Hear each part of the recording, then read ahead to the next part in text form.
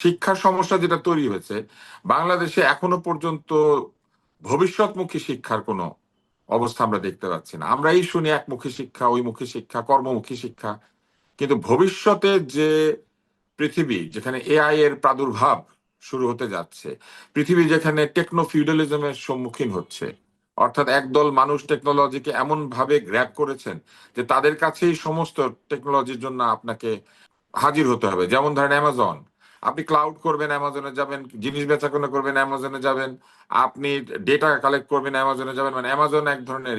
তারপরে ইবে, তারপরে এই আলিবাবা, এদের কাছে কিন্তু পৃথিবীর ব্যবসা বাণিজ্য কন্ট্রোলড হয়ে যাচ্ছে।